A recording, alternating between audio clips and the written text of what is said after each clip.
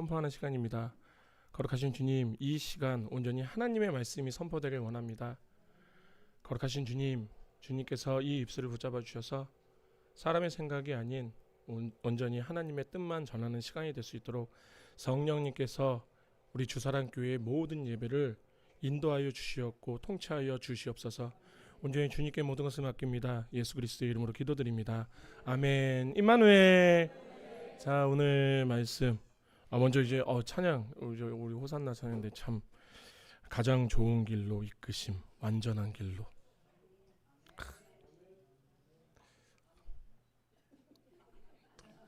뭐 얘기할 게 없어요. 며칠 전에 이제 어떤 집사님을 이제 집에다 모셔다 드리면서 이런 얘기를 했던 것 같아요. 조금 이제 좀 다들 의아해하실 수는 있겠다라는 생각은 들었어요. 뭐냐면은 이제 지금 원로 목사님께서 하시는 이제 사역과 어떻게 보면 우리 주사랑교회가 지금 가고 있는 좀 사역은 조금 좀 달라 보이잖아요. 이렇게 생각하시면 될 것 같아요. 하나님은 그 각자 그 하나님의 종 한 사람 한 사람 한 사람에게 주시는 달란트가 다 다를 거라 저는 생각을 해요. 만약에 그것이 다 똑같다라고 하면 이 땅 온 전 세계가 다 지금 다 쓴뿌리 잡고 있어야 되는 거예요. 네, 그것이 아니라는 것은 또 저에게는 또 저에게 주신 또 하나님의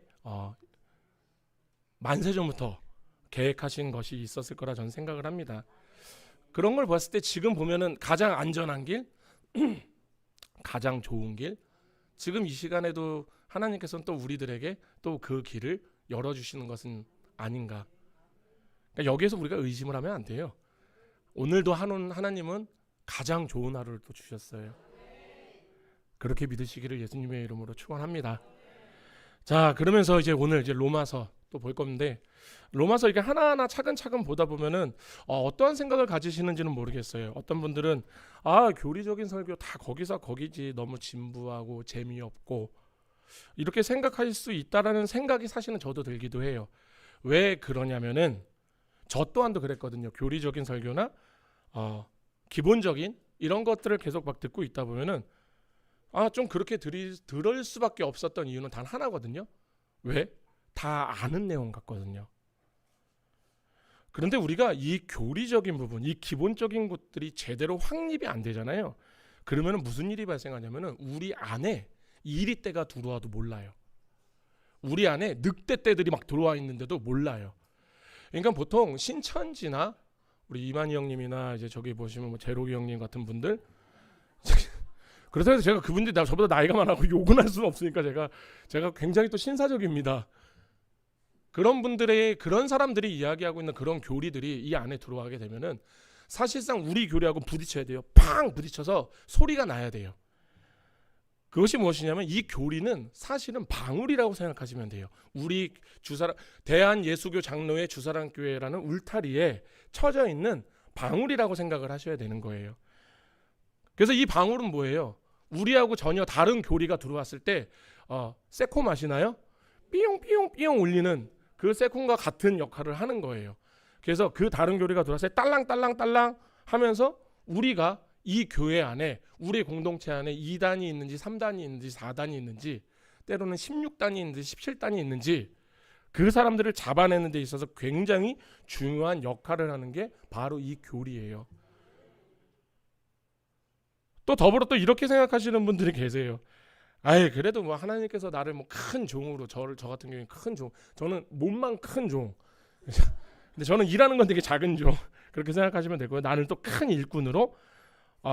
그런데 가장 중요한 게 뭐냐면요, 우리 교회가 하나님에게 가장 큰 일꾼으로서 가장 큰 종으로서 자기 역할을 가장 충실히 할 수 있는 공동체의 일원으로서 갈 수 있는 방법이 뭐냐면 기본이에요. 기본기가 탄탄하지 않잖아요. 그냥 쉽게 말해서 그런 거예요. 그냥 기본도 없는 사람이, 영어로 비동사도 모르는 사람이 무슨 영어를 할 거예요. 2차 방정식, 저는 이미 2차 방정식이라는 것을 다 까먹었기 때문에 저는 지금도 살아가는 데 있어서 더하기, 뺄셈, 곱셈, 나눗셈만 하면 살아가는 데 있어서 전혀 문제가 없다고 생각하기 때문에 2차 방정식은 이미 지나갔지만 2차 방정식을 못하는 사람이 무슨 미적분을 하고 뭘 한답시고 얘기가 안 되잖아요. 그러니까 이것이 무엇이냐면 가장 기초를 모르면요, 이게 좀 막말로 해서 가장 하찮다라고 생각하는 이 기초, 이 흔한 것도 제대로 모르잖아요. 그럼 무슨 큰일을 어떻게 합니까? 말이 안 되는 거예요. 그렇기 때문에 제가 이 로마서를 선택했던 이유는 바로 그런 거였습니다. 아마도 우리 교회가 가장 먼저 나눠야 되는, 왜냐면 이 로마서는 교리적으로도 실천학적으로도 하나님 안에서 제대로 된 설명이 되어 있는 말씀이기 때문에 그렇습니다. 그렇기 때문에 조금은 지루하실 수 있어요. 그러다가 이제 좀 더 넘어가면 좀 스펙타클해지고 막 그래요. 그러다가 제가 딱 봐갖고 좀 이상한데? 라고 하면은 다시 산상수훈으로 넘어가서 넘어가다 또 거기 좀 하다가 아까 우리 장로님께서 좀 이런 말씀하셨죠. 지금 성일독, 성경 공부, 중보기도 제가 지금 또 하나 또 계획을 하고 있어요. 어떤 분께서 지금 저희 이제 교인 우리 성도님께서 여로보암이 도대체 무슨 죄를 졌습니까? 좀 알고 싶습니다. 해갖고 저희 선교팀에서 나눴던 말씀들이 있어서 그걸 좀 추스려 갖고 하게 되면 한 20시간 정도 넘는 시간 정도 제가 또 평일날 저는 계속 우리 성도님들 괴롭힐 거예요. 하나님 안에서 괴롭힐 거예요. 그렇게 알고 계시면 좋아요. 자, 이제 그렇게 알고 계셨으면 참 좋겠습니다. 그래서 제가 너무 괴롭히면은 우리 목사님 뭔가 되게 많이 하시려고 한다 생각하지 마시고 그냥 말씀 하나하나가 좀 배웠으면 좋겠다, 알았으면 좋겠다라고 접근하셨으면 좋겠습니다. 자, 우리 지난주에 1절을 통하여서 바울이 하나님의 종으로서 예수 그리스도의 종으로서 라는 걸 살펴보았고, 그리고 그리스도께서 직접 바울을 사시고 소유하시고 다스리신다. 그러니까 이 모든 주체가 누구다? 하나님이다 라는 것을 알게 됐습니다. 그래서 바울이 그리스도를 되게 기쁘게 하는, 예수님을 기쁘게 하는 사람이었어요.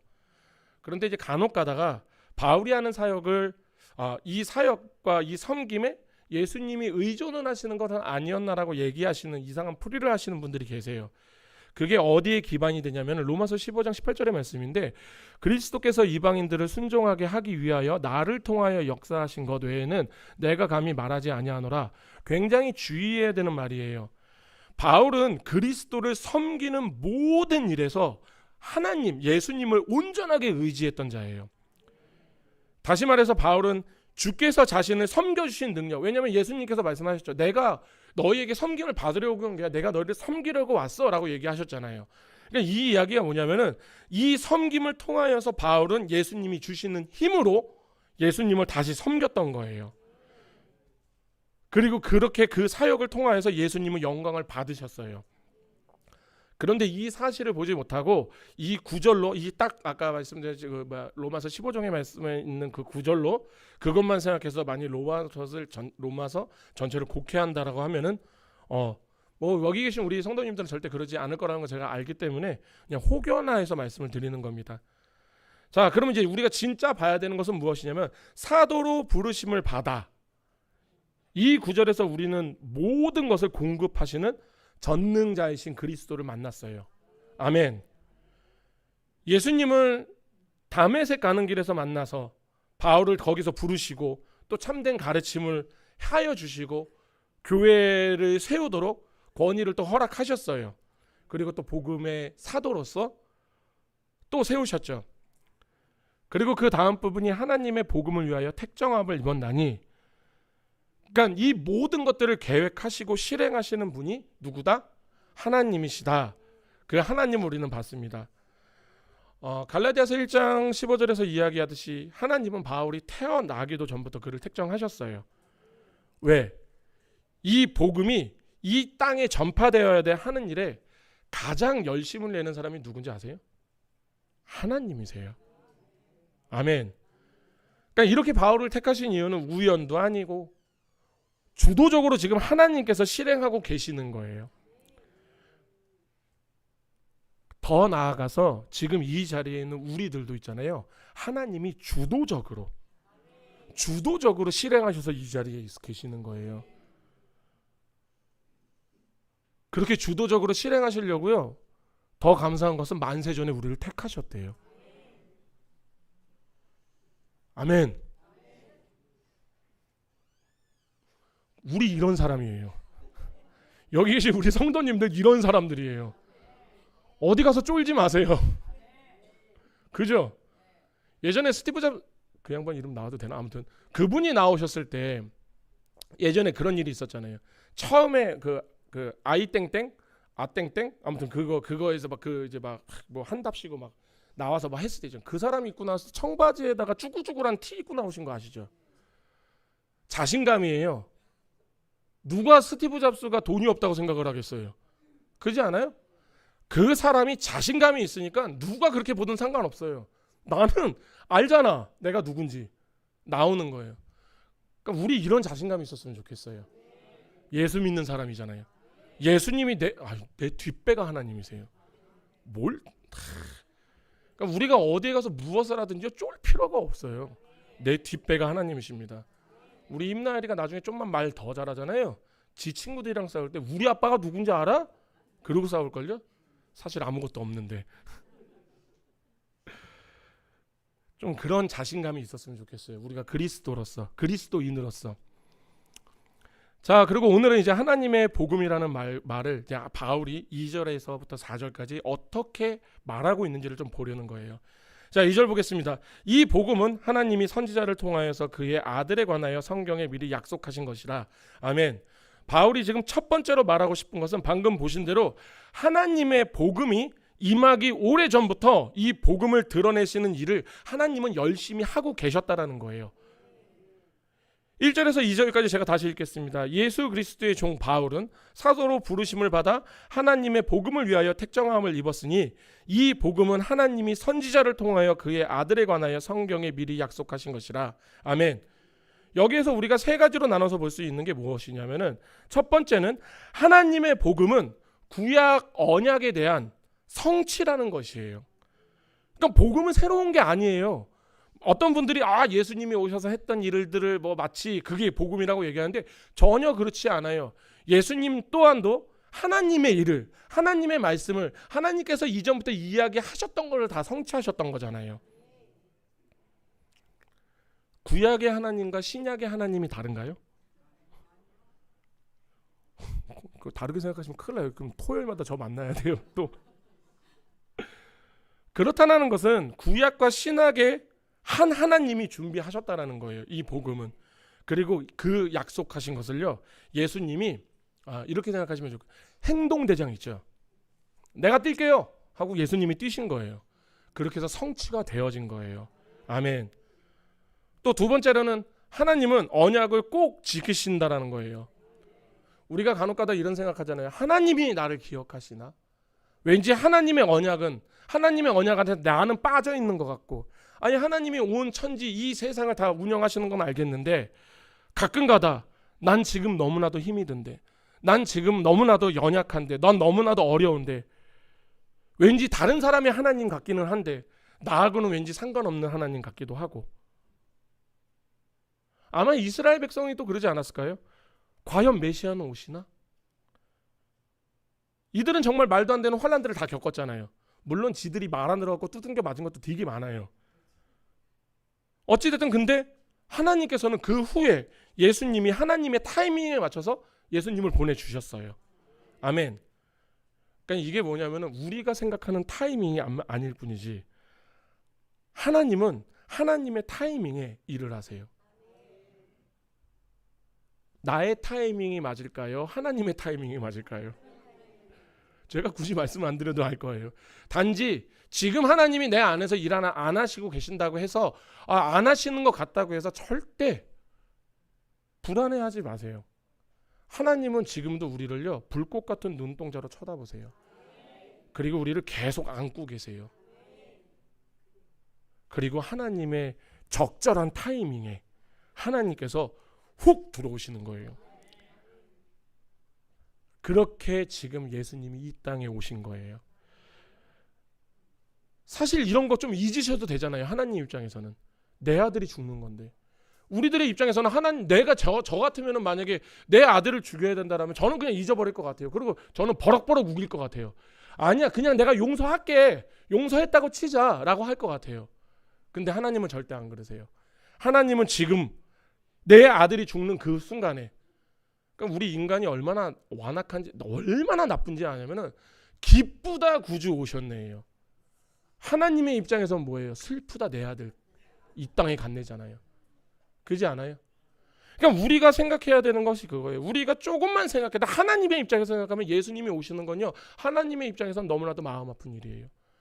그런데 우리 인간들은 매일매일 생각하죠. 기쁘다 구주 오셨네. 그러면 하나님이 아들을 안 보내셔도 돼요. 만약에 하나님이 아들 안 보내셨다고 여기 계신 분들 누구가 뭐 아무도 얘기 안 하실 거 아니에요. 그죠? 그런데 하나님은요, 당신의 언약에 매이기 때문에, 그 언약을 지키셔야 되기 때문에 예수를 보내시죠. 그렇게 우리가 1장 2절의 말씀을 보잖아요. 우리 본문의 2절의 말씀을 보면은 이 말씀은요, 복음에 대한 내용에 대한 말씀이 아니에요. 이 말씀은요, 복음을 왜 믿을 만한 것인지에 대해서 그 이유를 정확하게 드러내시는 말씀이에요. 아주 오래전에 하나님이 약속하셨고, 또 이 약속을 하나님이 구체적으로 다 성취를 하셨고, 성취해 가시고, 그렇게 그리스도가 오셨잖아요. 우리가 이것을 알게 된다면 우리가 얼마나 안전한지를 알겠죠. 또 내가 안전하다라면요, 무슨 일이 발생하는지 아세요? 내 믿음의 행보에 대해서 거침이 없어져요. 바울을 보시면 알아요. 바울이 맞아 죽기 직전까지 갔어요. 그렇게 유대인들이 따라다니면서 핍박을 했어요. 근데 이거 한 가지 아셔야 되잖아요. 바울이 회당이나 이런 데서 하나님의 말씀을 전할 때 나쁜 짓을 한 건 아니잖아요. 바울이 무슨 사람을 죽이고 다닌 것도 아니고 도둑질을 하는 것도 아니고 사람들을 선동해 갖고 무슨 이상한 소동을 일으킨 게 아니잖아요. 그냥 바울은 예수님을 전했어요. 단지 그거 하나뿐이라니까요. 그런데 사람들은 그렇게 따라다니면서 그렇게 바울을 핍박해요. 죽이려고까지 했어요. 그리고 결국에 죽였죠. 그런데 바울은 만약에 바울이 내가 안전하지 않았다라고 하면 그런 일을 행보를 할 수 있을까요? 아니요, 절대 없어요. 바울이 그 일을 할 수 있었던 이유는 단 하나예요. 나는 이 땅에서 없어질지라도 나는 하나님에게로 갈 거니까. 바울이 지금 그게 지금 뒷배인 거예요. 뭐 내가 여기서 죽는 게 뭐 그게 뭐 그렇게 큰 일이야? 나는 하나님께 갈 건데. 그렇기 때문에 만약에 우리 주사랑교회에 있는 우리 성도님 한 사람 한 사람이 만약에 내 안에서 내가 정말 안전하다라는 것을 느끼잖아요. 그럼 우리가 그때서부터 나오는 행동들이 뭔지 아세요? 주변을 보기 시작해요. 주변을 보면서 뭘 할 것 같아요? 섬김을 시작하기 시작해요. 또 이렇게 말씀하시면 우리 또 목사님 또 와서 또 봉사하란다. 이게 아니에요. 이게 절대 그런 거 아니에요. 내가 안전하기 때문에 내 옆을 바라보는 거고요. 내가 안전한다라는 것은 내가 하나님의 긍휼을 느끼고 있다라는 거잖아요. 그 긍휼이 넘치면요, 그 은혜가 넘치면은 내 옆에 사람이 그러지 못하고 있는 것을 보면 내가 안타까워요. 그래서 그를 챙기기 시작하는 거예요. 그래서 사실 나의 믿음의 척도를 보려면요, 내 자신을 바라보는 게 아니에요. 내가 지금 무엇을 하고 있느냐를 바라봐야 돼요. 그걸 딱 바라봤을 때 내가 지금 굉장히 하나님 안에서 안전한 사람인지 아니면 내가 불안한 사람인지가 정확하게 드러나온다라는 거예요. 자, 세 번째로는 이 말씀은 우리가 경외하고 신뢰해야만 할 거룩함, 영감이 있는 기록이라는 거. 아멘. 성경은 그런 거예요. 2절의 말씀은요, 성경에 대해서 우리가 절대적인 신뢰를 해야 된다라고 지금 이야기하고 있는 거예요. 우선 하나님이 계십니다. 아멘. 하나님이 행하시는 약속이 있고요. 그리고 그 약속을 말씀하시는 통로. 그러니까 정확하게 얘기하면 선지자를 통하여서 말씀하셨잖아요. 약속하셨잖아요. 그리고 근데 그 결국 말하는 주체자는 누구예요? 하나님이시잖아요. 선지자가 아니에요.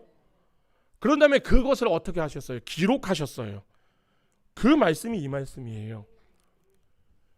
그렇기 때문에 이 말씀이 우리가 굉장히 거룩하고 소중하고, 그래서 우리 기독교는요, 이 말씀이 무오한 거예요.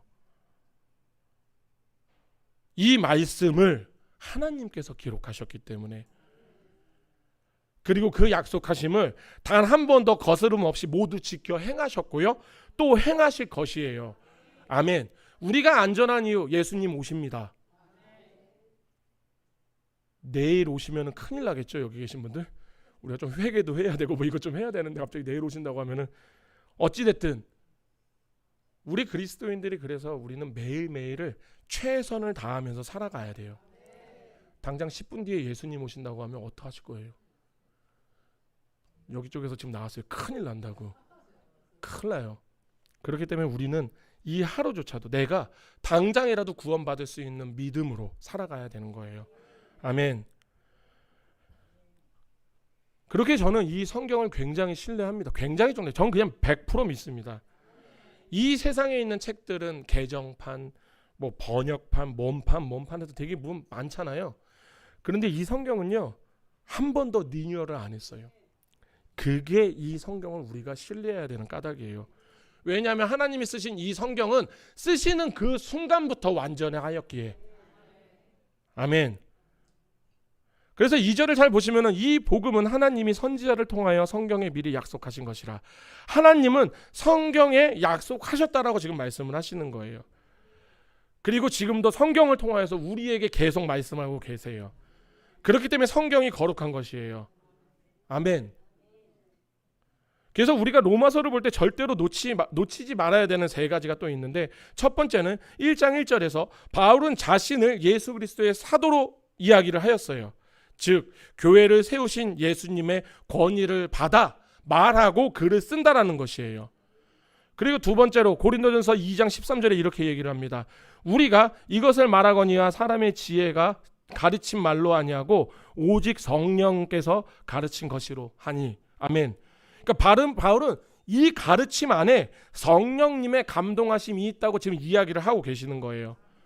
그리고 마지막으로는 베드로후서 3장 16절에 이렇게 베드로가 얘기합니다. 무식한 자들과 굳세지 못한 자들이 다른 성경과 같이 그것도 억지로 풀다가, 이렇게 말씀을 하세요. 그런데 여기서 그것이 무엇이냐면은 15절에 보시면 바울 서신을 이야기를 하거든요. 사실 이것은 굉장히 놀라운 이야기예요. 왜냐하면은 이미 AD 60년경에 베드로가요, 사도 바울이 쓴 이 편지를 알고 있었다는 말이에요. 그것은 또 베드로뿐이 아니라 다른 사도들도 이것을 이렇게 생각하시면 되죠. 여기서 베드로가 얘기했던 건 다른 성경은 이상한 성경을 얘기하는 게 아니에요. 신구약을 이야기하고 있는 거예요. 그런 성경들과 함께 바울의 편지를 지금 우리가 읽고 있는 성경의 범주로 AD 60년에 그때서부터 범주로 들어갔다라는 거예요. 그래서 그거 사사로이 억지로 풀지 말라라고 이야기를 하고 있는 거예요. 어떤 이들은 로마 교회로 보내는 바울의 이 편지를 단순한 인간의 편지라고 생각을 해요. 그래서 그렇게 치부해요. 어떤 신학자들은 그렇게 이야기를 해요. 그런데 우리는 이 말씀이, 이 편지가 단순히 인간의 말이 아닌 하나님의 말씀임을 믿고 있죠. 아멘. 그러니까 이것은 조금 알고 계시면 좋은 거예요. 물론 이것이 우리가 성경을 신뢰하는 데 있어서 분명한 이유가 될 거여서 제가 잠깐 말씀을 드리는데, 우리가 알고 계시겠지만 바울의 서신서 중에서 정경 66권에 안 들어온 서신서들이 있어요. 고린도전서 5장 9절을 보면 바울이 고린도 교회에 또 다른 편지를 보낸 게 있어요. 거기 나와요. 그래서 내가 너희에게 쓴 것은이라고 해서 또 다른 편지가 있었다라는 것을 암시해요. 골로새서 4장 16절에 보면요, 라오디게 교회에 쓴 편지가 또 있어요. 그런데 왜 이것들은 왜 정경 안으로 왜 들어오지 못했을까요? 또 예를 들어서 민수기 21장 14절을 보면요, 여호와의 전쟁기라고 있어요. 그 책이 있어요. 그래서 이러므로 여호와의 전쟁기에 일러스되라고 해서 여호와의 전쟁기라는 책이 있어요. 또 여호수아서 10장 13절에 보면 야살의 책이라고 알죠? 야살의 책에 기록되기를, 이렇게 하면서 나왔던 또 말씀도 있고요. 역대하 13장 22절을 보면요, 아비야의 남은 사적과 그 행위로 그 말은 선지자 이도의 주석책에 기록되었느니라 라고 되어 있어요. 저는 먼저 이 책들을 읽으시는 것에 대해서 옳고 그름이 판단되시는 분들은 참고는 하셔도 된다라고 생각을 해요. 하지만 신뢰는 하지 마세요. 왜냐하면 정경에 들어와 있지가 않잖아요. 혹은 판단이 안 된다고 생각하시잖아요. 그러면 아예 보시지 마세요. 그런데 생각을 해보세요. 구약의 이 모든 책들이 왜 신약의 바울 서신서 중에서 어떤 것들은 상실이 되었고 어떤 것들은 들어왔을까?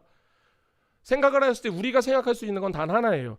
아마도 하나님의 뜻이 충분하게 나타나지 않았었기에, 더 나아가서 어차피 바울도 사람이었고 야살의 책을 쓴 사람도 사람이고 여호와의 전쟁기를 쓴 사람도 사람이잖아요. 선지자의 이도의 주석책 또한도 사람이 썼잖아요. 그죠? 그렇다라는 것은 어떻게 보면 여기에 하나님의 뜻이 제대로 반영이 안 될 수 있다라는 거예요. 왜? 이들 또한 인간이기 때문에. 그런데 하나님은 그 실수를 절대 용납하지 않으시죠. 그렇게 66권에 들어오지 않은 거예요. 성경 안에서도 언급되었지만 하나님의 뜻에 조금이라도 인간의 생각이 들어있다라면 하나님은 그것조차도 배제를 해버리시는 거예요. 이것만 해도 성경은 참 신뢰할 만한 말씀이에요. 그렇기 때문에 우리는 복음이 하나님의 영감으로 된 거룩한 책임을 우리가 믿는 것입니다. 아멘. 그렇게 지금 바울은 하나님의 복음에 관련해서 말하고자 하는 첫 번째는 복음은 이미 오래전에 계획되었고 예정되었고 그렇게 이루어지고 있다라는 거예요. 아멘. 누구를 통해서? 하나님의 선지자들을 통하여서 성경에서 미리 약속하신 것들을 이루고 있다. 이게 복음이에요. 제가 예전에 선교팀에 있을 때 저희 선교팀에서 항상 이제 처음 이제 오시는 우리 선교사들, 단기 선교사들, 청년들 막 오잖아요. 그 하나님의 복음, 예수 그리스도의 복음이란 무엇인가? 라고 해서 숙제를 내주면 아주 그냥 난리가 나요. 재밌어요. 지금 복음은 딱 정리해서 하면 제가 여지껏 말씀드린 게 이게 바로 하나님의 복음이에요. 그리고 바울은 하나님의 복음과 관련해서 또 두 번째로는 1장 3절에 이렇게 이야기를 합니다. 1장 3절에 이렇게 나오죠. 그의 아들에 관하여 말하면 육신으로는 다윗의 혈통으로 나셨고 아멘. 하나님의 아들에 관한 사실, 복음은 하나님의 선지자를 통하여서 그의 아들에 관하여서 성경에 미리 약속한 것이라고 말씀을 하고 계시는 거예요. 하나님의 복음은 하나님의 아들에 관한 이야기. 제가 누누이 말씀드리죠. 이 성경책은요, 우리를 위하여서 쓴 책이 아니에요. 하나님이 하나님을 나타내시는 책이에요. 그렇게 우리가 먼저 여기서 하나님의 아들에 관하여서는 두 가지를 정확하게 알고 가야 됩니다. 첫 번째로는 로마서 8장 3절을 보시면 이렇게 나와 있습니다. 율법이 육신으로 말미암아 연약하여 할 수 없는 그것을 하나님이 하시나니 곧 죄로 말미암아 자기 아들을 죄에 있는 육신의 모양으로 보내어 육신의 죄를 정하사. 지금 하나님께서는 당신의 아들을 육신의 모양으로 보내셨다라는 거예요. 이 말은 이 아들은 인간이 되기 전부터 하나님의 아들이셨다라는 거예요. 이것은 예수님이 이전에나 지금이나 한결같이 하나님의 아들이라는 것. 물론 우리는 이 말을 다 알고 있죠. 이 소식을 다, 이 뜻을 다 알고 있죠. 하나님의 아들은 인간이 되기 이전부터 존재하셨다. 아멘. 그리고 두 번째는 로마서 9장 5절의 말씀입니다. 여기에서는 이스라엘 특권에 대해서 언급하시는데 이렇게 말씀하십니다. 조상들도 그들의 것이요 육신으로 하면 그리스도가 그들에게 나셨으니 그는 만물 위에 계셔서 세세의 찬양을 받으실 것이라, 받으실 하나님이시라. 아멘. 그러므로 지금 바울은요, 복음은 하나님의 아들에 관한 것을 말할 때 이는 만세 전부터 존재하시는 거룩한 하나님의 아들에 관련되어 있는 것이라는 것을 다 드러냈어요. 아멘. 하나님의 복음이란 아버지의 완전한 형상이자 하나님 자체이신 아들을 통하여서 인간들 속에 들어오시는 하나님에 관한 이야기.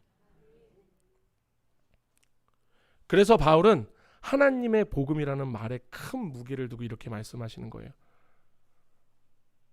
첫째, 복음은 이미 오래전부터 하나님의 약속하고 계획하신 바.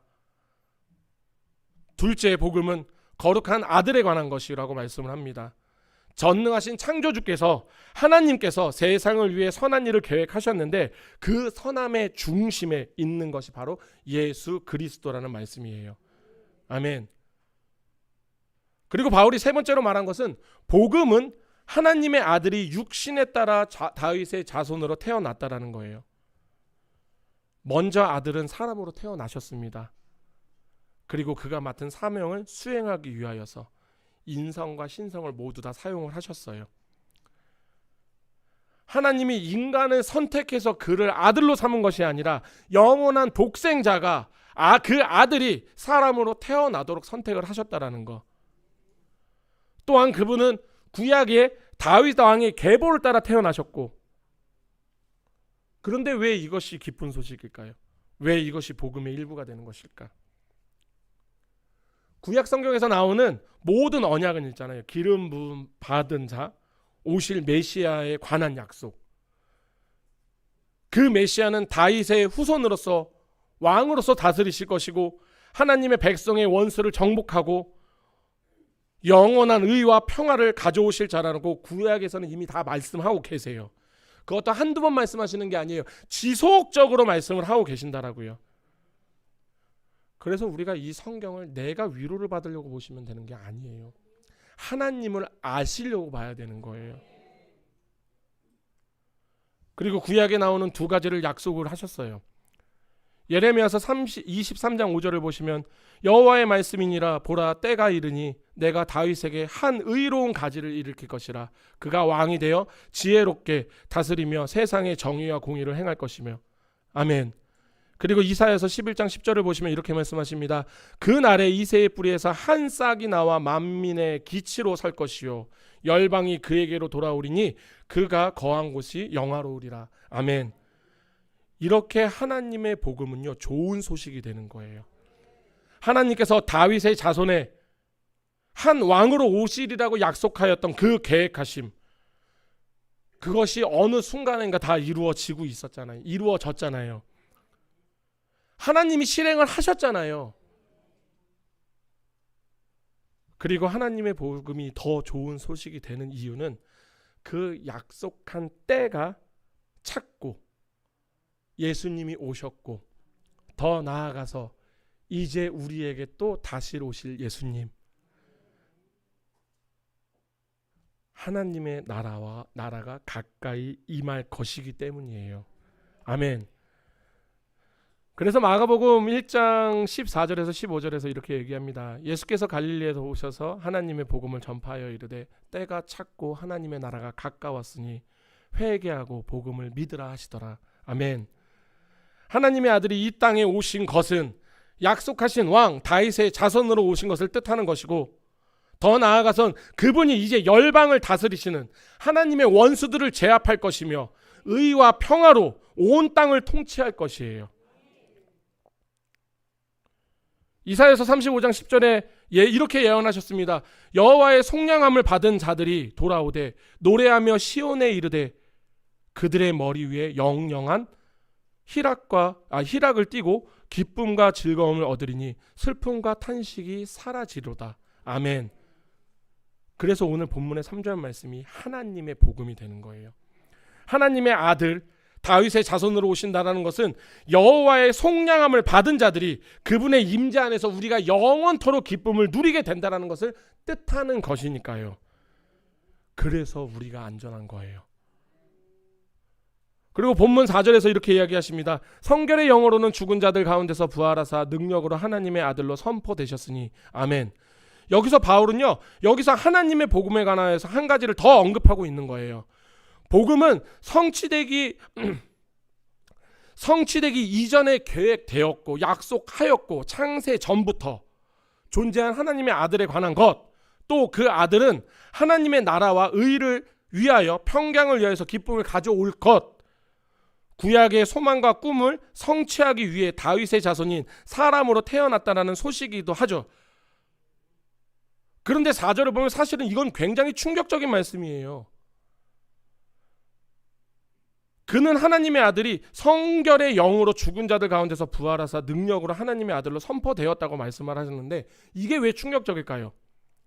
바울 시대의 대다수의 유대인들은 메시아가 굉장히 큰 소요를 일으키고 로마에 대항하여서 싸울 거라고 생각을 했어요. 그잖아요.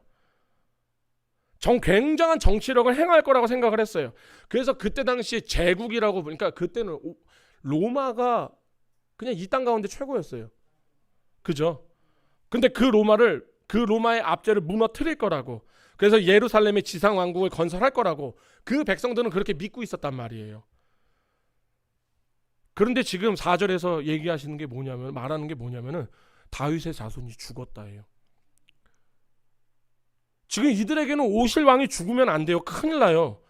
그들이 믿는 메시아가 죽으면 큰일 난다고요. 이 사실은 이 유대인들에게, 예수를 믿는 이들에게는 엄청난 충격으로 다가올 말이에요. 왜? 그들은 예수가 죽으면 안 돼, 메시아가 죽으면 안 되니까요. 그들은 그들이 생각하는 메시아는 죽지 않고 이 땅 로마를 뒤집어 엎어야 되니까요. 그래서 이 메시아는요, 체포를 당하면 안 돼요. 얻어맞으면 안 돼요. 모욕을 당해서도 안 돼요. 십자가에 죽으셔도 안 돼요.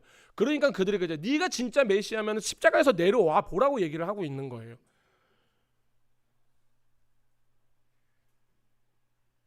이게 지금 이들의 심정이 어디에서 바로 나오냐면요, 누가복음 24장 21절을 보면 이렇게 나옵니다. 우리는 이 사람이 이스라엘을 속량할 자라고 바랐노라. 그러니까 이 모든 것들을 예수님이 해주시기를 바랬다라는 거예요. 그런 자가 우리의 메시아라는 거예요. 그런데 바울은 로마서 3장, 5장, 8장에서 예수님의 죽음을 언급합니다. 하지만 여기에서는 곧장 하나님의 복음을 전하면서 그 승리를 이야기를 하는데, 그런데 4절에서는 갑자기 죽임당한 메시아, 그가 죽은 자들 가운데서 일어났다라고 말씀을 하세요. 근데 이게 복음의 핵심이에요. 우리 중에서는 부활이 없으면 안 돼요. 우리 기독교는요, 부활 신앙이에요. 만약에 부활 신앙을 안 믿잖아요. 토요일마다 저를 또 만나시면 돼요. 그런데 죽은 자들 가운데서 일어나는 이 부활, 근데 이 부활을 성결의 영으로라고 얘기하고 있어요. 성결이 뜻하는 게 무엇이냐면 거룩하고 깨끗하다는 거예요. 이게 무슨 말일까요? 이게 무슨 의미일까? 첫 번째는 하나님의 영이 예수님을 죽은 자들 가운데서 일으키셨다라는 것. 아멘. 여기에 대해서 로마서 8장 11절이 아마 말씀의 단서가 될 것 같아요. 예수를 죽은 자 가운데서 살리신 이의 영이 너희 안에 거하시면 그리스도 예수를 죽은 자 가운데서 살리신 이가 너희 안에 거하시는 그 영으로 말미암아 너희 죽을 몸을 살리시노라. 아멘. 이 말씀은 우리 안에 거하시는 하나님의 영, 성령님이 같이 그리스도를 일으키셨다라는 거예요. 우리를 다시 그렇게 일으키실 거라는 거예요. 따라서 예수님은 죽은 자 가운데서 일으키신 일에 성령님께서 직접적으로 관여를 하셨다라는 거예요. 둘째로는, 그런데 왜 바울은 성결의 영이라는 말을 왜 썼을까요? 사실 이 성결의 영은요, 신약 성경에서 딱 여기에서밖에 안 나와요. 다른 데서는 한 번도 쓴 적이 없어요. 그런데 그러면 그렇게 이런 생각을 해봅니다. 사실 이스라엘 사람들은 죽은 자를 만나는 것에 대해서 매우 부정적인 생각을 갖고 있어요. 그래서 사울이 죽은 자 사무엘과 이야기하고 싶어서 신접한 여인 막 찾아가잖아요. 근데 이거 막 되게 막 숨어서 가고 막 그러잖아요. 그게 왜 그러냐면은 이스라엘이 영매나 점쟁이 박수를 만나는 것들, 자꾸만 죽은 자들과의 막 이제 그런 관계들. 그러니까 산 사람은 죽은 자와는 더 이상 연관이 있으면 안 된다라고 이야기를 하고 있어요. 그러니까 죽은 사람과 관계하는 것은 우리가 영적으로 봤을 때도 그렇죠. 나의 육신은, 나의 옛 자아는 십자가에서 죽었어요. 안 죽으셨어요? 큰일 났네. 우리들의 옛 자아는 십자가 앞에서 예수와 함께 십자가에 못 박혀 죽었어요. 그리고 우리는 예수로 말미암아 새 사람으로 거듭났어요. 이게 바로 뭐냐면은 이게 바로 중생이에요. 이 중생 절에서 쓰는 말이 아니에요. 중생, 거듭났다라는 거예요. 우리가 새 사람을 입었다고요. 예전 에덴으로 돌아갔다고요. 그래서 레위기에서 시체 만지지 말라고 계속 얘기하잖아요. 부정해진다. 왜 그러냐면은 나의 옛 자아 계속 따라가서 만지지 말라고요. 나 죽었다고요. 내 옛 자아는 없어졌다고요. 그런데 자꾸만 가서 옛 자아를 계속 안마를 하고 있어. 계속 이거 내 거라, 네 거 내 거라 하면서 계속 주머니에 넣고 있지 말라라고요. 근데 이것도 되게 싫어하는데, 더 나아가서 죽은 자를 불러내는 것은 정말 거룩한 일이 아니겠죠. 그런데 지금 여기에서 보면 예수님은 지금 사형까지 당했어요. 다른 생각으로 보시면 지금 사형에 당해서 죽으신 예수님이 살아났다라는 이야기를 잘못 들으면 무슨 일처럼 보냐, 강신술, 정말로 우리가 기독교에서는 끔찍하고 역겹다고 생각하는 그 지저분한 일처럼 보일 수가 있겠죠. 그래서 바울은요, 이에 반대되는 완전한 강조점을 지금 딱 두고 있는 거예요. 그리스도께서 죽은 자들 가운데서 살아나셨다. 아멘. 하지만 어둠의 영이나 악령이나 더러운 강신술이 아니라 성결의 영, 거룩하고 깨끗한 영으로 사셨다. 거룩하신 하나님의 그분의 영으로 살리셨다. 지금 이것을 강조하고 있는 거예요. 성결의 영으로 예수님을 사시셨기에 예수님은 더럽지 않다라는 것, 이것이 거룩한 일이라는 것, 하나님을 깎아내리는 것이 아니라 오히려 하나님을 영화롭게 하는, 하나님을 더 깨끗하게 하시는, 선하게 하시는 아름다운 일로 더 높이는 거예요. 두 번째로는 부활하사 능력으로 하나님의 아들로 선포되셨으니, 여기에서 핵심 구절은 능력으로 하나님의 아들로 해요. 이 구절에서 말씀하시는 점은 그리스도가 부활 전에는 하나님의 아들이 아니었다라는 게 아니잖아요. 그리스도께서 부활하심으로 말미암아 비천하고 한계가 있고 연약한 인간의 육신을 입은 하나님의 아들에서 능력을 지닌 하나님의 아들로 옮기셨다라는 뜻이 되는 거예요. 이거 말이 이상하다. 말이 이상하다. 제가 지금 써놨지만 저도 지금 말이 이상하다. 결국에 뭐냐면은 우리가 능력으로 하나님의 아들이 되었다. 그 전에는 그게 아니었다라는 게 아니에요. 그런데 하나님께서 지금 연약한 육신에 입은 그 하나님의 아들에서 능력을 지닌 하나님의 아들의 자리로 옮기셨다라는 거. 이제 그렇기 때문에 우리들에게 여기에서 핵심 구절은 능력으로 가야 되는 거예요. 이것이 부활하신 예수님이 마태복음에서 하신 말씀의 의미이기도 합니다. 마태복음 28장 18절에서 이렇게 얘기합니다. 하늘의 땅과 모든 권세를 내게 주셨으니. 아멘. 바울이 고린도전서 15장 25절에서 26절에서 부활하신 그리스도에 대해서 언급하면서 의도하는 바가 있어요. 그가 모든 원수를 그 발 아래 둘 때까지 반드시 왕노릇 하시리니 맨 나중에 멸망받을 원수는 사망이시니라. 아멘. 자, 이제 말씀을 정리하겠습니다. 오늘의 말씀을 딱 정리하면은 아들, 예수님, 메시아이신 왕, 더 나아가서 지금 그분이요 이 온 세계를 다스리고 계십니다. 그의 발 아래 모든 원수를 두고 계십니다. 그리고 마지막으로 비록 지금은 보이지 않으나 곧 모든 사람이 눈앞에서 명백하게 하나님께 영광으로 통치하시고 이 땅에서 공개적으로 영광스러운 하나님의 나라를 세우실 것이라는 거. 아멘.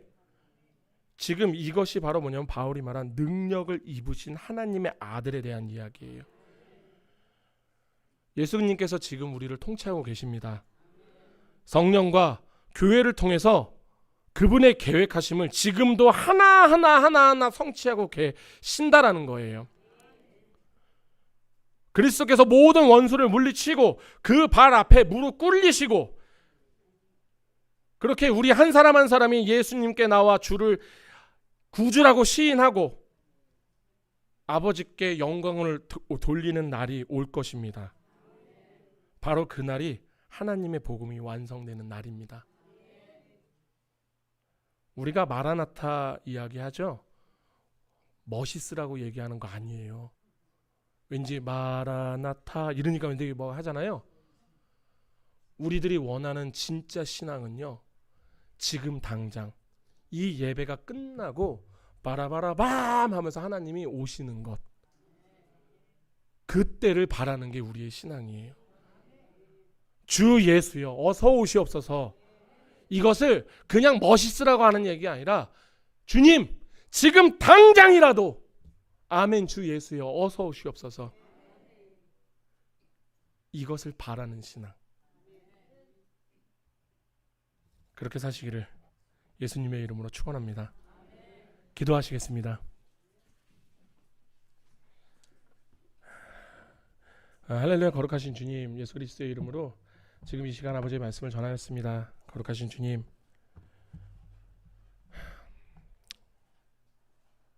그 기쁜 소식 복음, 그 아들에 관하여 우리는 안다 하지만 거룩하신 주님, 오늘 들은 그 말씀을 또 통하여서 하나님의 아들에 대하여, 예수 그리스도에 대하여, 그리고 그분이 이 땅 가운데서 임할 모든 그 역사하심 기대하는 자들이 되게 하여 주시옵소서. 그것을 기다리는 우리 주사랑교회 모든 성도들이 되게 하여 주시옵소서. 그렇게 우리 모두가 마라나타 아멘 주 예수여 어서 오시옵소서를 외치는 그 교회가 될 수 있도록 주님 그렇게 인도하여 주시옵소서.